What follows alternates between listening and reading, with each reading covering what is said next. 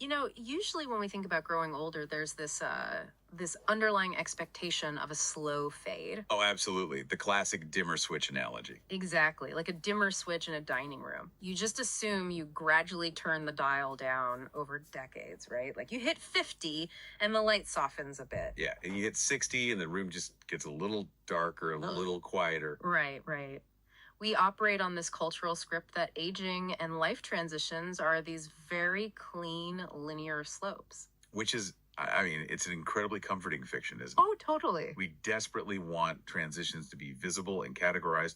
We want to believe that we can manage our own decline with the same administrative efficiency we use to manage a fiscal quarter at work. But then you encounter a scenario where that dimmer switch doesn't just stick. It shorts out completely, catches fire, and just plunges the room into pitch black. Yeah, a total system failure. Exactly. And in July 2026, a 64-year-old executive had that exact illusion violently shattered. Right on the age of retirement, too. Right. He was standing right on the precipice of his official 65th birthday, staring down the end of a relentless 40-year corporate career.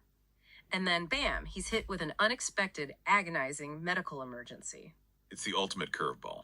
So today, our mission for this deep dive is to explore what happens when that gradual slope turns into a cliff edge. We're unpacking a collection of this author's personal reflections. And I gotta say, what emerges is just a profound masterclass in how to execute a hard reset on your entire life. And what makes the documentation of this transition so uniquely compelling is that it completely strips away all those sterile philosophical cliches about the golden years. Yeah, there's no sugarcoating here. None at all. What we have in these sources is a raw and honestly a deeply humorous real-time log of a psychological molting process. Molting. I love that word for this. Yeah, we're going to examine the mechanics of how a highly structured corporate mind confronts biological failure. Yeah. And the fascinating way he uses physical decluttering as this psychological weapon. Right. And we'll get into his incredibly nuanced philosophy on how to hand over a lifetime of professional responsibility, because he manages to do it without letting his ego destroy the next generation's potential, which is rare. Extremely rare. So for anyone listening, whether you're staring down the barrel of retirement yourself, or maybe you're just trying to figure out how to gracefully close out any chapter of your life, like a career pivot or a move, there is a massive structural blueprint hidden in this author's crisis. Absolutely. The way he navigates the shock and then the subsequent physical and mental purge, it's universally applicable. It fundamentally reframes aging, I think, from this passive experience of loss into an active, highly intentional art form. Yes. It becomes about curation rather than accumulation. Let's start with the catalyst. Yeah. The July shock. So the author experiences the sudden, severe medical crisis. He's hit with severe diverticulitis, and the inflammation actually breached the peritoneum, which creates a highly dangerous internal environment. Yeah, this wasn't just a minor outpatient inconvenience. Yep. No, not at all. The medical intervention required an emergency hospitalization and a brutal protocol. A 4-day absolute fast, zero food. 4 days, nothing. Nothing. His baseline hydration and nutrition were delivered entirely via IV drips, alongside these heavy intravenous antibiotics to violently suppress the bacterial infection. Because the clinical objective there is absolute mechanical silence. Mechanical silence. Yeah, they had to completely halt the peristaltic movement of the gut. When you consider that from a systems perspective, it is a radical intervention. I can't even imagine. I mean, the body's primary metabolic engine is essentially being forced into a medically induced coma to prevent a catastrophic systemic failure. Which is basically the biological equivalent of pulling the power cord out of the wall on a glitching server. Exactly. You aren't just opening the task manager to close a few frozen applications. You are cutting the main power line. And what I found so brilliant about the author's reflection on this 4-day void is his observation about sensory deprivation. Oh, the toothpaste thing. Yes. Because when we imagine fasting, we typically imagine the physical ache of an empty stomach, right? Right, the hunger pangs. But the author documents this intense, almost maddening realization that taste itself is an absolute luxury. The sudden absence of sensory input forces this hyper-awareness of the baseline human condition. Yeah. He describes the agonizing, tasteless, dry reality of his own mouth. And so he literally started brushing his teeth an extra time during the day, not for dental hygiene, but purely to hijack his own sensory pathways. He just wanted to experience the sharp, minty flavor of the toothpaste. It was the only artificial flavor profile he was permitted to access. Which is funny, but it's also this stark reminder of how quickly our complex high level needs collapse down to the most primal sensory cravings the moment our biology is interrupted. And that collapse is really the defining feature of this hospitalization. It functioned as a psychological wrecking ball for him. How so? Well, the physical deprivation, the lack of taste, the starvation, the sheer unmanageable pain, it forces an involuntary confrontation with his own fragility. Right. In the sources, the author is brutally honest about his previous lack of empathy. He admits that, as a seasoned executive, he used to silently judge his younger colleagues when they panicked over unexpected crises at work. Oh, wow. So he viewed their anxiety as like a failure of logic. Exactly. He assumed that because he could maintain his composure during a supply chain failure or a bad quarterly report, he was just naturally immune to panic. But then the moment his own biological infrastructure rebelled, that stoic corporate armor completely disintegrated. It just vanished. The sources detail this fascinating period of cognitive dissonance during his recovery. The disconnect between the data and his feelings. Right. Yes. So his daily blood tests started showing objective, measurable improvement. His white blood cell count was dropping back into the normal range. The CRP markers, which are the primary indicators of internal inflammation, were steadily declining. So on paper, he's getting better. On paper, the objective data clearly stated the crisis is ending. Yet his subjective reality was entirely different. He was terrified. Terrifying. Because despite the optimistic blood work, he could still feel this dull, persistent ache in his abdomen. And he was essentially paralyzed by the anticipation of the pain returning. He was absolutely terrified that the moment he ingested solid food, the agonizing flare-up would reignite. And that disconnect between the empirical data and the primal fear, that's the crux of the trauma, isn't it? It really is. The chart says you're healing, but the nervous system is locked in a state of high alert threat detection. Yeah. For a man who has spent 40 years resolving ambiguity through data analysis and logic, realizing that a spreadsheet cannot manually override the amygdala's fear response is a profoundly humbling paradigm shift. He's recognizing that he is not a machine that can be debugged. He is a fragile, aging organism. Yes, and his attempt to bridge that gap between the logic he craves and the fear he's feeling leads to what might be the most fascinating, subtly hilarious detail in this entire deep dive. Oh, the AI chatbot. I love this part. Let's look at his coping mechanism. He's lying in this hospital bed, gripped by this residual anxiety, but he still retains his corporate observational skill. Right. He can't turn that off. No. He notices that the nursing staff is stretched incredibly thin. He actually calculates that it only takes a nurse about 2 minutes to swap out an IV bag, but during that brief window, their pagers are constantly going off with other patient demands. So he recognizes the severe resource constraints of the system he's currently trapped in. Exactly. Yeah. And because he's as conscientious, or let's be honest, perhaps because he doesn't want to admit how scared he actually is to another human being. Right. He doesn't want to lose face. He refuses to hit the call button just to ask for emotional reassurance. He doesn't want to ask the overworked nurse, are you sure it's not going to hurt again? So he outsources his emotional labor to technology. It's brilliant. He takes his daily blood test results, the CRP levels, the white blood cell counts, and he starts feeding them into a generative AI chatbot on his smartphone. The psychological layering there is just extraordinary. He prompts the AI to analyze his recovery trajectory and provide reassurance. He's utilizing a cutting-edge technological tool to simulate the bedside manner that the human medical system is too resource-starved to provide. I really wonder if that AI reliance is actually a symptom of his salaryman mindset. Like, he's so accustomed to consulting data, dashboards, and algorithmic projections for corporate reassurance that he reflexively applies a boardroom coping mechanism to a biological crisis. That is a highly plausible interpretation. I mean, in the corporate environment, data is the ultimate pacifier. Exactly. When revenue drops, you run a predictive model to reassure the stakeholders that the dip is temporary. So here he's treating his own body as an underperforming subsidiary. Yes. And the AI is the consulting firm he's hired to audit the recovery. And the crazy thing is, the AI performs its role perfectly. It analyzes the dropping inflammation markers and tells him objectively that his recovery is trending beautifully and that he should rest easy. And it actually worked for him. It did. He admits that the AI's synthesized reassurance was a massive comfort, but then he takes it one step further into absolute absurdity. The slide deck. The slide deck. Yeah. He uses the AI to generate a visual slide presentation of his blood work trends. I still can't get over this. So, when the attending physician comes in for her morning rounds, the 64-year-old patient whips out his smartphone and presents a literal slide deck of his own diverticulitis recovery metrics to the doctor. The reversal of the traditional doctor-patient power dynamic there is just striking. The doctor was completely thrown off guard. She literally stopped in her tracks, looked at the screen, and admitted that his slide deck was the clearest, easiest to understand visualization of diverticulitis recovery she had ever seen. Which is an incredibly funny moment. It's hilarious, but it perfectly illustrates a man desperately trying to cling to his identity as a competent analytical professional while he's trapped in a body that has completely betrayed him. Because it's a profound attempt to reclaim agency.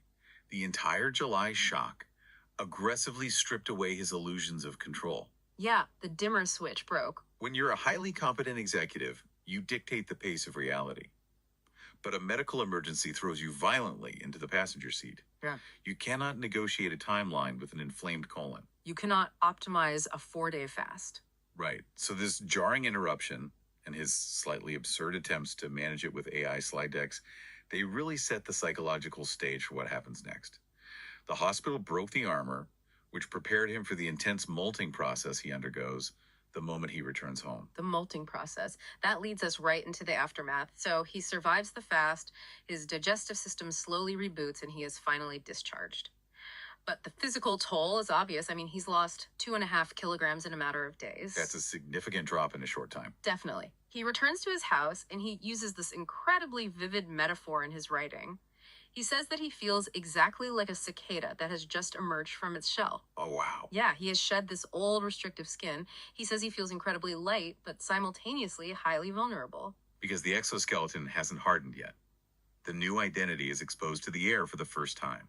And this internal physical sensation of lightness triggers an immediate, tangible reaction in his physical environment.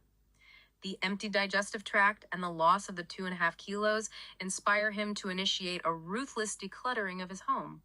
But he doesn't just start blindly throwing out old books or kitchen appliances, right? No. He laser focuses on a very specific, almost bizarre accumulation. A massive stockpile of Uniqlo underwear. The pandemic era accumulation. Yes. It's a highly specific artifact of a very strange time in global history. So the backstory he provides is that during the height of the COVID-19 lockdowns, when the boundary between the office and the home completely dissolved, he and his wife started taking these long evening walks just to escape the house and get some exercise. A lot of us did that. Right, totally normal. But their walking route inevitably took them past a Uniqlo store. And as this mindless, repetitive habit, he would go inside and purchase a pair of underwear or an undershirt. Just as an excuse to do something. Exactly. Over the years, this unconscious routine resulted in a staggering stockpile of unused, still packaged undergarments, taking up massive amounts of space in his home. Wow. So, fresh out of the hospital, riding this post-traumatic high of survival, he decides to mercilessly throw away any underwear he hasn't worn in the last year. It is a decisive, violent severance from his own recent history. But I want to push back on this a little bit. Okay, go ahead. Because on the surface, throwing out old underwear is just, standard weekend chores. We all accumulate junk and occasionally we throw it in a garbage bag. Why is the author elevating this? That's a good question. Why does shedding 2.5 kilos of body weight in a hospital bed logically result in tossing out old pants? I mean, is he just over-intellectualizing spring cleaning because he's bored during his medical leave? That is a completely fair skepticism. But the answer requires looking at the deep cultural and psychological friction he is actively pushing against. Okay, what kind of friction? To understand the gravity of throwing away perfectly good, unused clothing in this context, you really have to understand the ingrained Japanese concept of matanai. Matanai, that's the deep sense of regret concerning waste, right? The feeling that something is simply too good to throw away. Precisely. Matanai is often celebrated globally as a beautiful environmental philosophy, a pillar of sustainability. But internally, on a psychological level, it can become a profound mental burden. Like keeping things just because you feel bad about wasting them. Yes, holding on to unused, unneeded items purely out of guilt. The guilt of the wasted money, the guilt of the unused potential of the object, it anchors you to the past. It turns your living space into a museum of your previous anxieties and your mindless consumption habits. So the author realizes that this massive stockpile of pandemic underwear is not just cotton. No, it is the physical manifestation of the low-level dread and the mindless coping mechanisms he employed during those lockdown years. Oh, that makes so much sense. So, by aggressively overriding the cultural guilt of Motenai, he is forcing a psychological breakthrough. Exactly. The physical act of discarding the base layer of his clothing is the outward manifestation of his internal dapi, which is the Japanese word for the molting process. And the choice of underwear as the target is incredibly symbolic, whether he consciously realized it or not. It's the base layer, it's the foundation of his uniform. For 40 years, he has armored himself every morning to go to war in the corporate sector. And by throwing away the foundational layers that he no longer needs, he is ritualistically preparing for a phase of life that requires less armor. He's clearing the runway. If you want to build a new identity at 65, you cannot do it while physically surrounded by the accumulated debris of the stressed, anxious man you were at 62. The environment has to match the new internal likeness. But, as satisfying as it is to throw away garbage bags full of old clothes, that's really only the prologue. Shedding the physical artifacts of the past is relatively easy compared to the next challenge he outlines in the sources. The professional identity. Yes. He has to figure out how to shed the psychological weight of his professional identity. The 65th birthday is looming, which means the official, mandated retirement from his primary role is imminent. And this brings us to one of the most incisive sociological critiques in his writings. His analysis of the modern aging workforce and the trap of what he calls the salaryman graduate school This concept completely blew my mind. is brilliant. He outlines a massive generational shift. He points out that for his entire adult life, the fundamental social contract of the corporate world was built on a 40-year premise. You get in, you grind, you get out. Exactly. You enter the machinery in your early 20s, you grind away for 4 decades, and you were ejected at 60 with a pension and a gold watch. That was the architecture of an entire society. But that structure has fractured. Because of shifting demographics and extended life expectancies, right? Companies are now offering employment extensions. People are staying at their desks until they are 65, 70, or beyond. And the Japanese term he coins for this extended limbo is just so perfectly observed. Sarariman Daigaku in Kusu. The salaryman graduate school. It perfectly captures the vibe, doesn't Yeah, it? it does. You've graduated from the main program, but you're just sticking around campus taking electives because you don't want to enter the real world. Right, you're hanging on to the library pass. Exactly. And he notes that the people who seamlessly transition into this graduate school, the guys who accept the extension, stay at their familiar desks, do slightly less demanding work for slightly less pay, they often look incredibly successful from the outside. They maintain the routine. Right. They maintain their daily routine, they keep their title, they still have an assistant, they still have an excuse to put on a suit every morning. But the author aggressively argues that they are walking blindly into a catastrophic psychological trap. Why is it a trap, though? Because the illusion of safety in the salaryman graduate school is intoxicating, but it's ultimately destructive. The author has grasped a fundamental truth about human longevity and the nature of unstructured time. Time is the ultimate undefeated equalizer. Yeah, time always wins. Always. The premise of working for 40 years and then having a brief, quiet rest before you die is obsolete. Because now you might live for 30 years after you leave the office. Exactly. And if you accept the employment extension purely out of inertia, if you stay in the corporate structure simply because you're terrified of the void, you are not solving the problem of your transition. You are merely delaying it. And delaying it is dangerous. Extremely dangerous. It's like you're hitting snooze on an existential alarm clock, and when you finally have to wake up, you're going to be much older. That is the core of his argument right there. Yeah. If you stay in the familiar corporate womb until you are 70 or 75, you will eventually, inevitably, be forced out into the reality where every day is a weekday with no work. But by delaying that collision, you hit that unstructured void with significantly less physical energy. And declining cognitive plasticity. And absolutely zero practice in how to generate your own meaning. Because you've allowed the corporation to dictate your purpose for half a century. You've entirely atrophied your leisure muscle, the ability to find joy, curiosity, and structure outside of a profit motive. You've essentially forgotten how to be a free human being. Yeah. And there's a specific psychological framework mentioned in the text that perfectly diagnoses the danger of this inertia. The peak end rule. The peak end rule. Yeah, Daniel Kahneman's peak end rule. Yeah. It is a vital lens for understanding career transitions. This cognitive bias explains how humans evaluate past experiences. Right. We don't just objectively average out every single minute. No, we don't. Our memories are disproportionately weighted by two specific data points. The emotional peak of the experience is of the most intense moment of success or failure and how the experience ended. So, if we apply that to a 40-year career, imagine a guy who was a superstar executive in his late 40s. Right. He closed massive deals. He led huge teams. He was at the absolute peak of his industry. That's his peak. But instead of leaving on a high note, he takes the salaryman graduate school route. Right. He stays on out of fear. He moves to a smaller desk. He watches his influence wane. He spends 5 years pushing papers, increasingly irrelevant to the core business, until his health finally forces him to quietly clear out his locker at age 70. And according to the peak end rule, that final prolonged period of stagnant irrelevance will permanently corrupt his entire memory of his career. It becomes a bad end.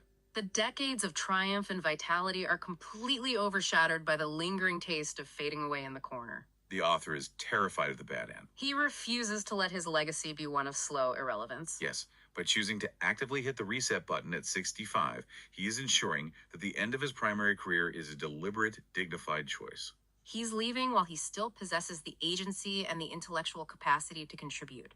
He actually plans to drastically reduce his hours, completely stepping away from the primary corporate ladder to intentionally force himself into the void.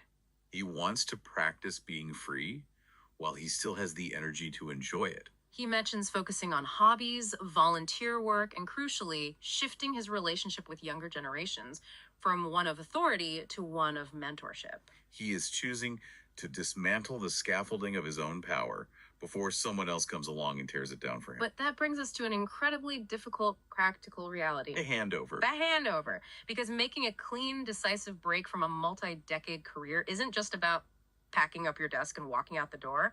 You have to actually leave your life's work in the hands of someone else. You have to execute the Hikitsugi. And reading through these essays, it is abundantly clear that this author is meticulous. Oh, very. He cares deeply about the quality of his work, and he takes this responsibility seriously. So the million-dollar question is, how does a guy with 40 years of highly specific, ingrained institutional knowledge let go of the steering wheel without becoming a micromanaging nightmare for his successor? It's the ultimate test of the ego. The retiring executive who cannot stop sending emails 6 months after his departure is a massive corporate cliche. Seriously, we all know that guy. We do. Yeah. But the author's approach to the handover is a masterclass in emotional intelligence and high-level educational theory. He starts by identifying the exact trap that most conscientious employees fall into. When we think of a responsible employee leaving a job, we usually picture them spending their last month writing this grueling 50-page, hyper-detailed manual for their successor. Right, click this button, then format the spreadsheet this way, then CC this exact list of managers. Exactly. We view the creation of a rigid algorithm as the ultimate act of responsibility. But the author argues that handing over a perfectly optimized algorithm is actually destructive. Destructive. Why? Because an algorithm only works in a static environment. And the corporate world is inherently dynamic. If you provide a rigid, step-by-step recipe, you are guaranteeing failure the moment a variable changes. And he uses this phenomenal culinary analogy to explain this. The curry analogy. Yes. He compares a successful corporate handover to making curry. He says, if you are passing your role on to the next generation, your job is to provide the existing materials. You leave them the commercial curry roux, the array of unique spices you've collected over the years, the meat, the vegetables. You stock the pantry, but, and this is the absolute crucial distinction, you do not leave them a recipe dictating exactly how to stir the pot. You provide the ingredients, but you intentionally withhold the instructions. Because if you give a young employee a perfect, inflexible recipe for how you solve problems in 2024, the moment you leave the building and a new market condition arises in 2027, like a new competitor or a supply chain collapse. The old recipe will fail. Exactly. And because you only taught them how to follow instructions, they won't have the fundamental culinary understanding of how to adjust the heat or balance the acidity, or add new spices to counteract the new problem. This is where the author is actually echoing a profound concept from developmental psychology. I love this part. He roots this culinary analogy in the work of the Soviet psychologist Lev Vygotsky, specifically the concept of the zone of proximal development, or ZPD. The concept of scaffolding. Yes. I love how he takes this high level academic theory and just seamlessly applies it to middle management. But it translates perfectly. In educational theory, the ZPD is the cognitive space between what a learner can accomplish completely independently and what they can achieve with the guidance of a skilled partner. Okay, so where does the scaffolding come in? The teacher's role is to provide scaffolding.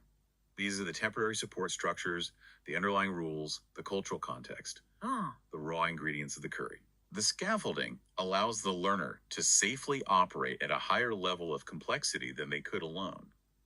But the defining characteristic of scaffolding, the thing that separates it from a permanent crutch, is that it must be entirely dismantled once the structure can bear its own weight. because if you leave the scaffolding up forever, the building never truly stands on its own. Precisely.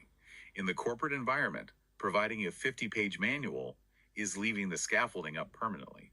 It creates dependency rather than competency. So, true responsibility in the author's framework is providing the raw materials, offering the initial structural support, and then actively, deliberately removing yourself from the equation. But the author is incredibly honest about the emotional friction of doing this. Yeah, because conceptually, the curry analogy sounds lovely and enlightened, but practically, it requires a massive suppression of the ego. It is agonizing for a high achiever to watch someone else do their job differently. Exactly. Imagine handing over the curry ingredients, stepping back, and watching your successor start cooking.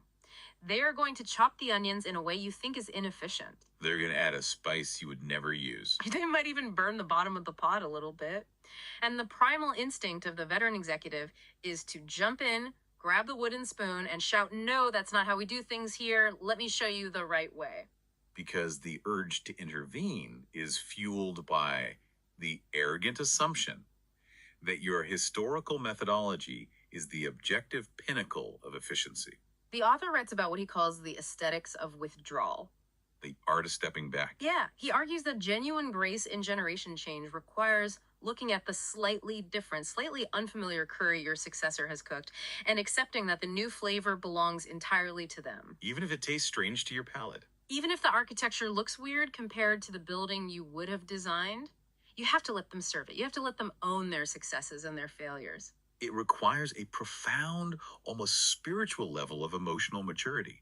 You have to realize that your ultimate legacy is not maintaining a carbon copy of your past workflows. Your legacy is leaving behind a resilient, adaptable team capable of innovating beyond your original parameters. The scaffolding must disappear for the legacy to endure. Exactly. It's so impressive. We're watching this guy perfectly engineer his own obsolescence. He survives the biological shock in the hospital. He purges his physical environment of the past. He aggressively rejects the inertia of the salaryman graduate school to avoid the bad end. And he executes a graceful, egoless handover of his life's work. He is clearing the deck completely. But this forces us to ask the ultimate question. What's next? Right. Once the deck is clear, once the scaffolding is gone and the schedule is empty, what is he actually running toward? If he's not a corporate warrior anymore, what is the organizing principle of his new life? Well, with the professional horizon shrinking, the author drastically shifts his focus to a deeply personal temporal horizon. 20-year horizon. Yes. And he sets a goal that is surprisingly specific, heavily physical, and delightfully long term. He starts a morning running routine, and we really have to contextualize this. This is a 64-year-old man who just survived a severe intestinal breakdown that landed him in the hospital on an IV drip. Right. In his own essays, he admits he hasn't run continuously for more than 3 minutes since he was 25 years old. And yet he laces up his shoes and starts running. Just 5 to 10 minutes a day at first, driven by a highly specific, very funny objective. He wants to go on a date with his infant granddaughter in 20 years. When he will be in his mid-80s and she will be in her early 20s. Right. And he doesn't just want to be alive for this date. He doesn't Right. want to be wheeled into a restaurant. His explicit goal is to look so fit, youthful, and vibrant walking down the street with this 20-year-old woman that passing strangers do a double take and wonder, wait, is that her uncle? It is a brilliantly vain cheeky, and highly motivating target. It's hilarious. It gives him a tangible reason to engage in physical discomfort today for a payoff decades in the future. But I have to stop here and look at the contradiction. Okay, let's hear it. Because earlier, we were analyzing a man who was paralyzed with fear in a hospital bed. He was terrified of his own fragility. He was so anxious about a twinge of pain that he was generating AI slide decks to calm his nerves. Right, the hypochondria phase. How does a man who just learned violently that his body is failing and unpredictable suddenly pivot to banking on a 20-year physical trajectory? How does he reconcile the terror of the July shock with the ambition of the 20-year date? He reconciles it through a brilliant philosophical paradox that he picked up from a serendipitous encounter years earlier. Oh, the story on the plane. Yes.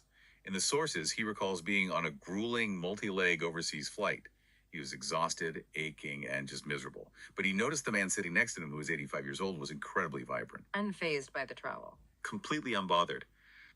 The older man was reading, watching movies, chatting, totally immune to the physical toll of the travel. So the author inevitably asks him for his secret. He asks, how do you stay so healthy at your age? And the 85-year-old's answer is completely counterintuitive. He turns to the author and says, the secret to my health is being slightly unhealthy. Slightly unhealthy. It's slightly unhealthy. On the surface, that sounds like a complete oxymoron. It sounds absurd, but the underlying logic is a masterclass in biological awareness. The older man explained the philosophy with an anecdote. What happened? He said that one morning, years ago, he looked in the bathroom mirror and noticed a microscopic, barely perceptible twitch in his facial muscles. Just a tiny twitch. There was no pain, no paralysis, just a tiny irregularity. Now, if he had believed he was perfectly invincibly healthy, he would have ignored it. He would have blamed it on bad sleep or stress. Exactly. But because he operated under the assumption that he was slightly unhealthy, he didn't dismiss it. He went immediately to the clinic. And it turned out to be the onset of a stroke. Exactly. It was the very early stages of a stroke. But because he caught it instantly, before the cascade of neurological damage occurred, he received treatment and recovered completely. That is incredible. The illusion of perfect health is actually a vulnerability because it breeds dangerous complacency. If you think you're Superman, you ignore the kryptonite until it's too late. Yes. If you think you are invincible, you ignore your body's whispers until they become deafening screams. And the author really internalizes this profound lesson. He accepts that he has minor cascading ailments. He has existing glaucoma, he has past surgical scars, and now he has this severe vulnerability in his digestive tract. But instead of living in denial, or conversely, living in terror, he treats every twinge, every ache as the tip of an iceberg. He adopts a state of hypersensitivity to his own biological signals. Precisely. He operates with high-resolution somatic awareness. He catches the minor issues early because he is finally listening to the machine. And he applies this directly to his new running routine for his granddaughter. So he doesn't push himself too hard. No, he doesn't go out and try to push through the pain like a 20-year-old athlete training for a marathon. If he hits the 2-minute mark and his lungs start burning or his knee aches, he doesn't grind it out. He slows down to a walk. He negotiates with his body. He respects the slightly unhealthy reality of his machinery. Synthesizing this entire life phase, the author uses a final, beautiful metaphor to describe his trajectory. He realizes that for 40 years in the corporate world, he was aggressively climbing a ladder. The goal was always up. More money, more status, more responsibility. But post-hospitalization, post-decluttering, he realizes he is no longer on a ladder. He is walking down a spiral staircase. The transition from the linear ladder to the spiral staircase is a profound visual shift. He is gracefully accepting his physical decline. He knows the ultimate trajectory is downward. He can't fight gravity forever. But a spiral staircase is elegant. It's not a free fall. No. You can enjoy the panoramic view as you descend. You can pause and rest on the landings.